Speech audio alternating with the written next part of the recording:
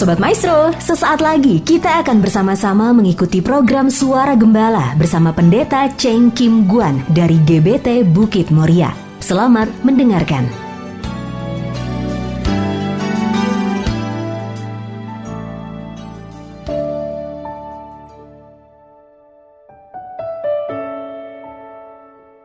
Shalom Ibu Bapak Sobat Maestro dimanapun berada. Berbahagia sekali kembali kita berjumpa dalam program Suara Gembala.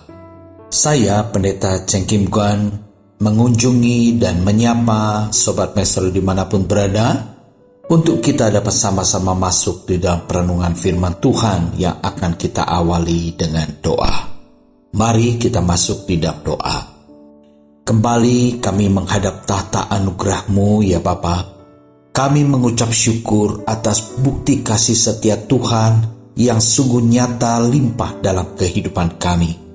Hari demi hari dapat kami lalui dalam penyertaan Tuhan, dan saat ini pun kami tetap dapat mensyukuri dan menikmati kebaikan Tuhan.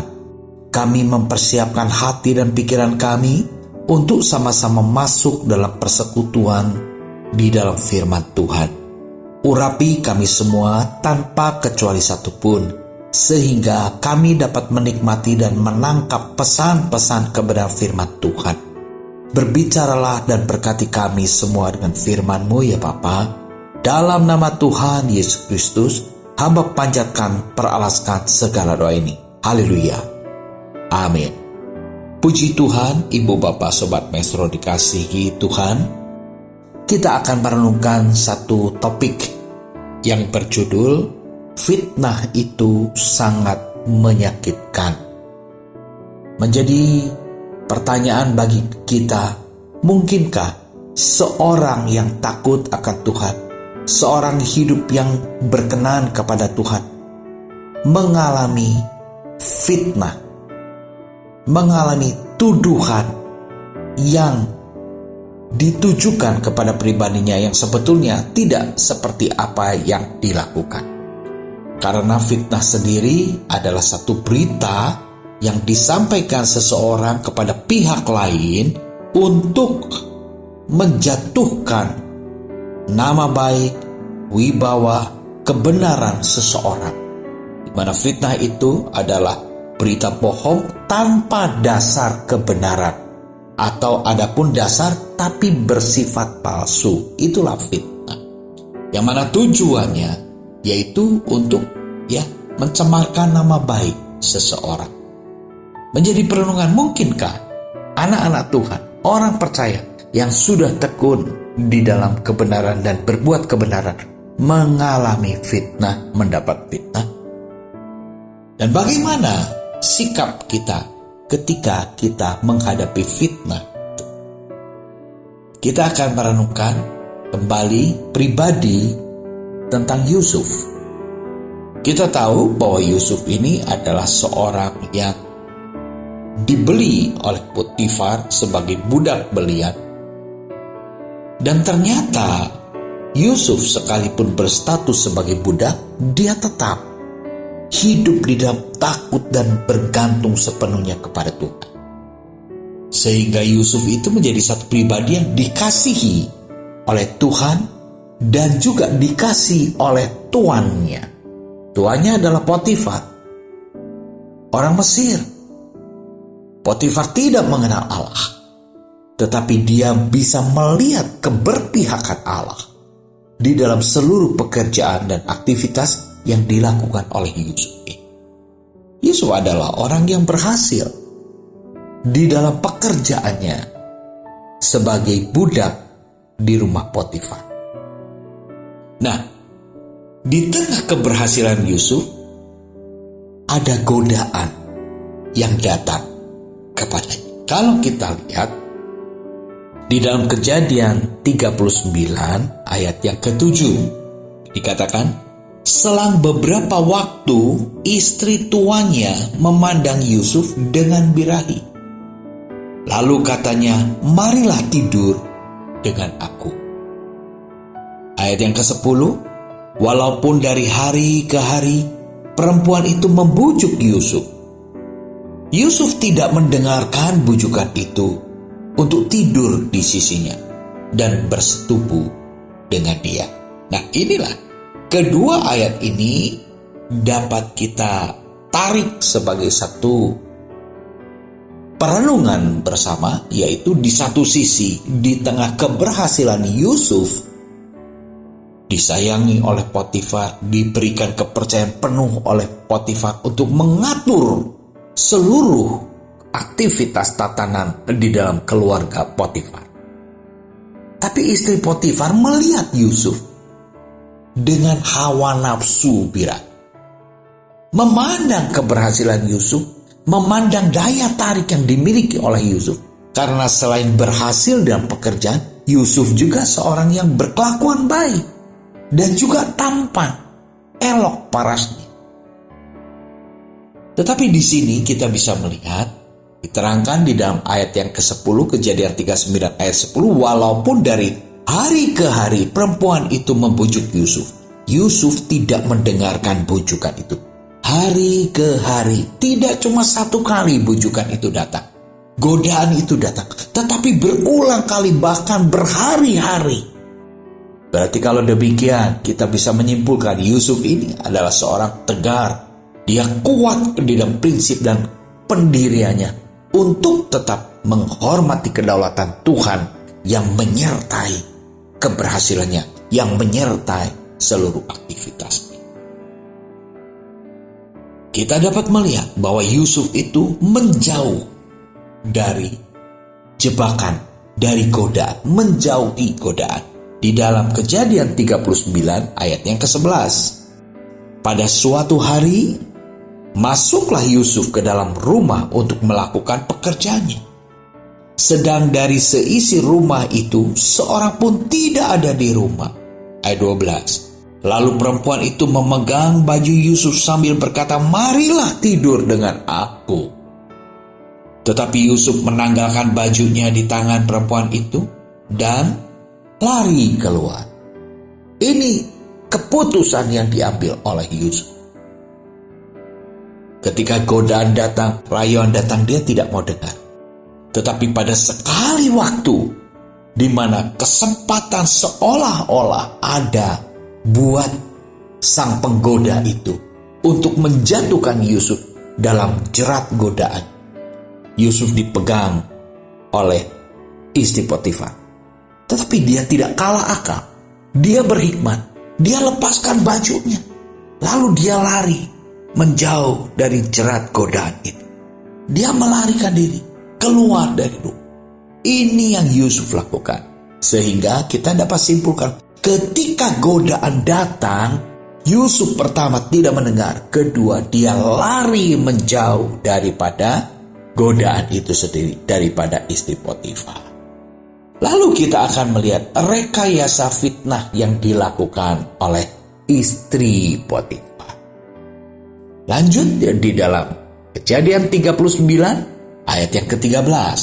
Ketika dilihat perempuan itu bahwa Yusuf meninggalkan bajunya dalam tangannya dan telah lari keluar, dipanggilnyalah seisi rumah itu, lalu katanya kepada mereka, "Lihat, dibawanya kemari seorang Ibrani, supaya orang ini dapat mempermainkan kita. Orang ini mendekati aku untuk tidur dengan aku. Tetapi aku berteriak-teriak dengan sangat keras." Ini, Ibu Bapak Saudara terkasih, rekayasa tentang fitnah yang dibuat, yang dikarang oleh istri Potifar. Kebenaran peristiwa yang sesungguhnya adalah istri Potifar yang membujuk, yang merayu Yusuf.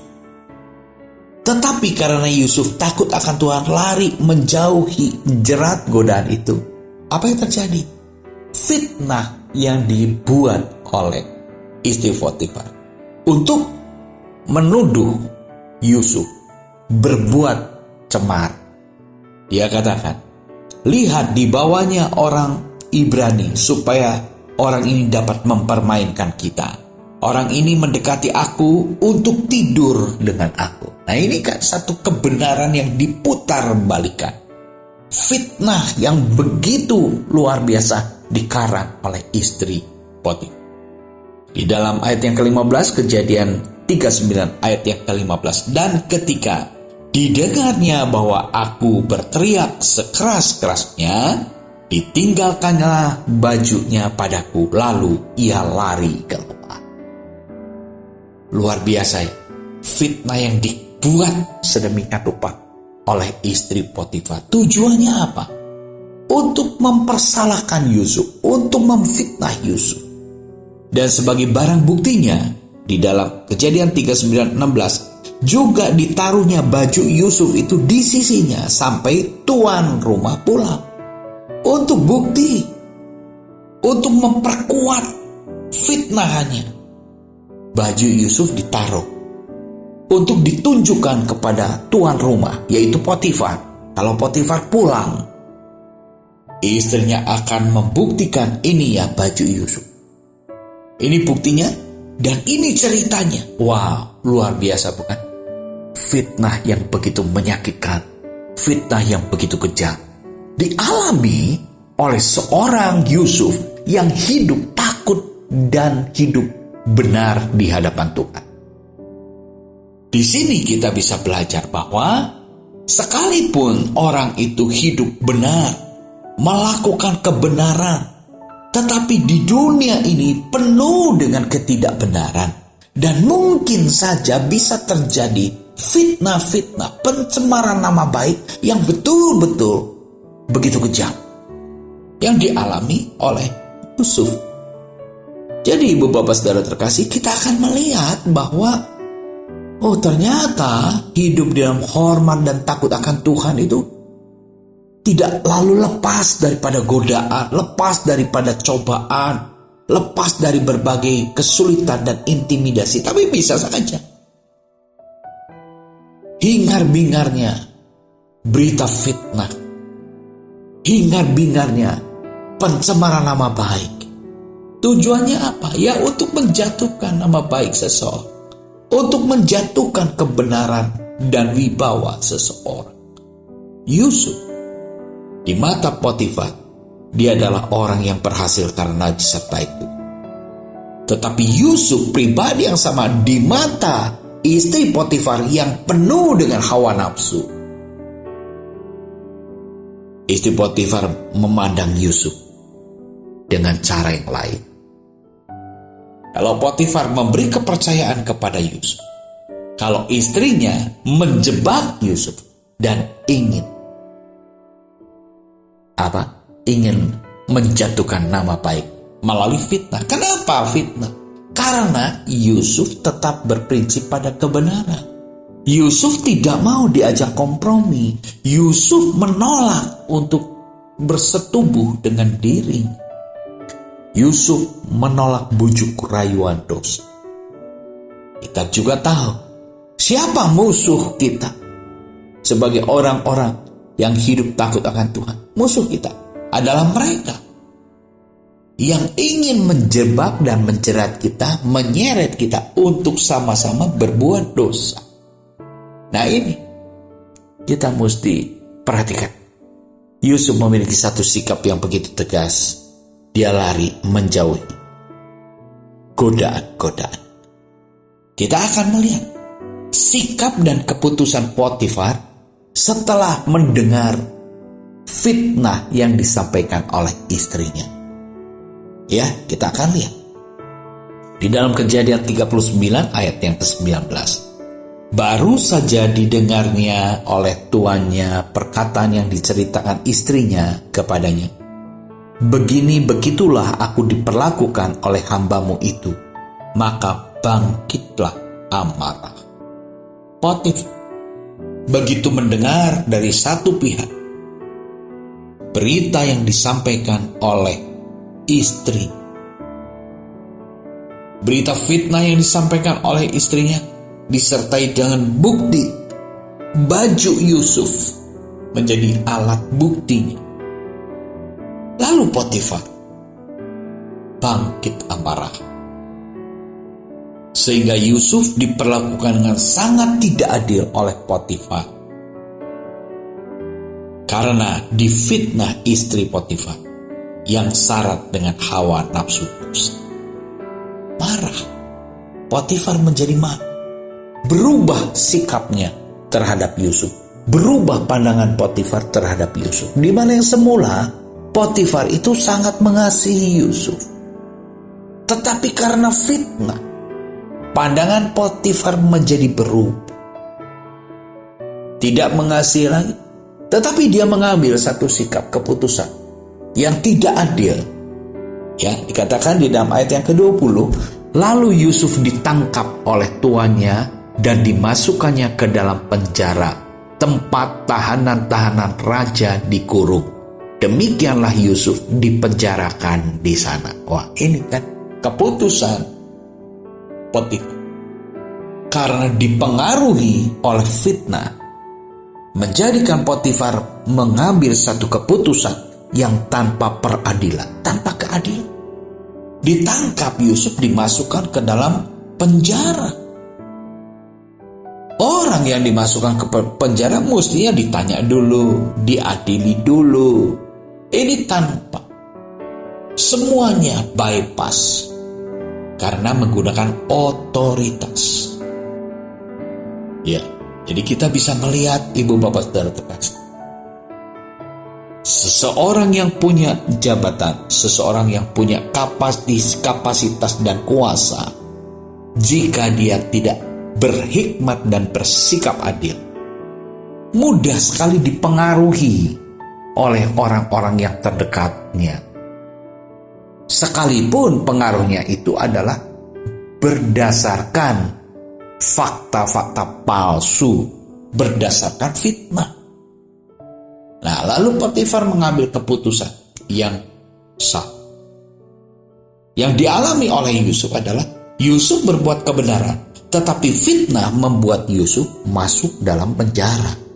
Ini satu penderitaan besar.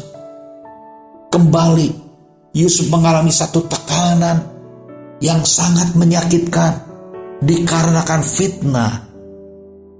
Lalu dia dimasukkan ke dalam penjara.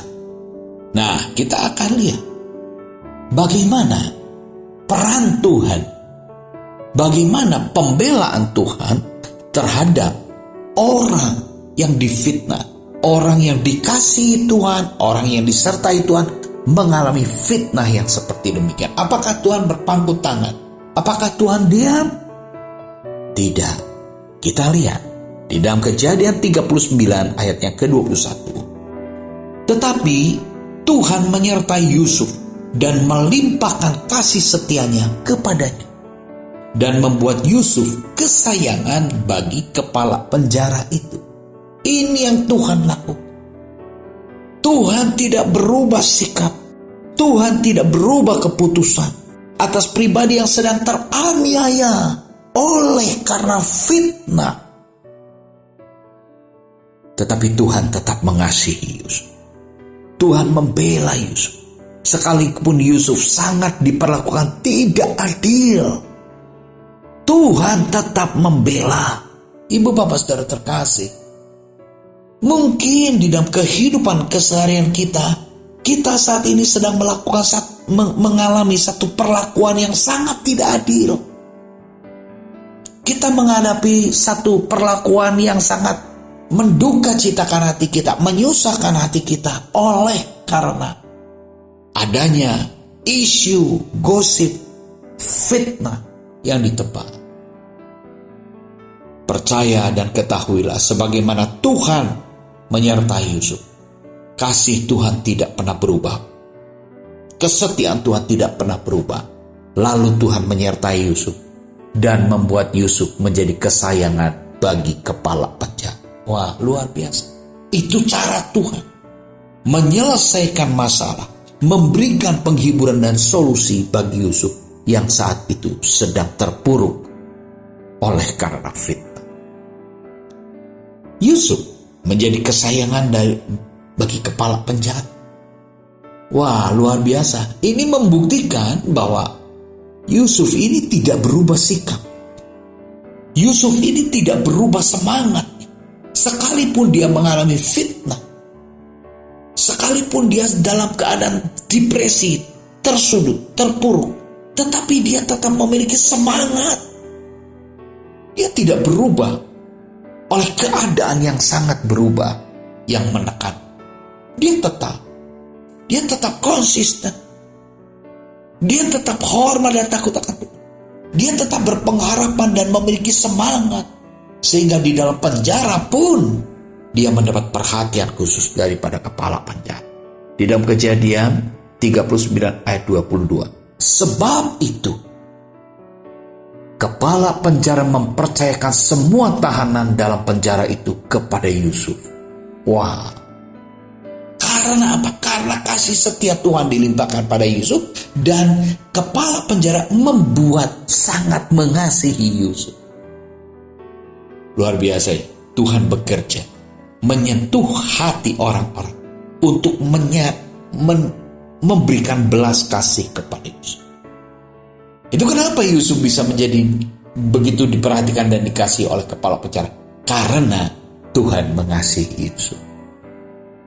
Dan kasih daripada kepala penjara ini dibuktikan dengan mempercayakan, melimpahkan kepercayaan kepada Yusuf. Dan segala pekerjaan yang harus dilakukannya di situ, dialah yang mengurusnya. 23. Dan kepala penjara tidak mencampuri segala yang dipercayakan kepada Yusuf, karena Tuhan menyertai dia, dan apa yang dikerjakannya dibuat Tuhan berhasil. Puji syukur kepada Tuhan.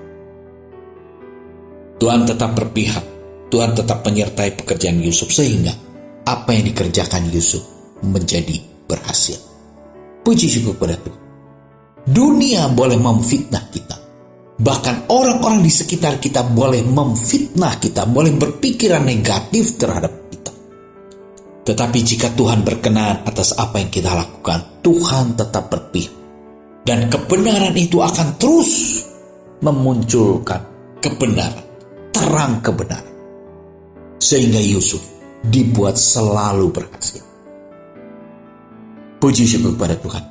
Penyertaan Tuhan membuat Yusuf dikasih dan membuat Yusuf berhasil di dalam segala pekerjaan. Maukah kita orang-orang percaya tetap disertai Tuhan, dikasihi Tuhan, dan dibuat berhasil oleh Tuhan? Tetap setia. Sekalipun dunia berubah, menghimpit dan menekan kita, tetapi ketahuilah, Tuhan tetap tidak pernah berubah. Dia penuh kasih, Dia menyertai kita, menyertai orang-orang yang senantiasa berharap dan mengandalkan Tuhan, sebagaimana Yusuf berharap dan mengandalkan.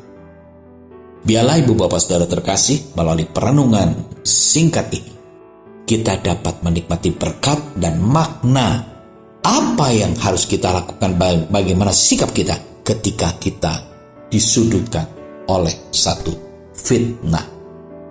Puji syukur pada Tuhan. Tuhan memberkati kita semua. Baik, mari kita masuk di dalam doa. Kami mengucap syukur kepadamu ya Bapa, sebab pada kesempatan kali ini pun kami sempat merenungkan bersama kebenaran firman-Mu. Hamba-Mu berhenti bicara, tetapi firman-Mu hidup, di mana terang Roh Kudus menyertai, mengurapi, memberkati seluruh pendengar Maestro dimanapun berada. Terima kasih untuk berkat-Mu ya Bapa. Kami mohon Roh Kudus menghibur, memberikan kekuatan, perlindungan, agar kami tetap hidup dalam perkenan di hadapan Tuhan, di tengah dunia yang gelap ini. Dalam nama Tuhan Yesus Kristus, hamba panjatkan dan peralaskan segala doa. Haleluya. Amin. Shalom, Ibu Bapak Sobat terkasih dimanapun berada. Tuhan memberkati kita semua. Tetap semangat, teguh dan tekun, menjadikan Tuhan sebagai andalan hidup kita. Amin.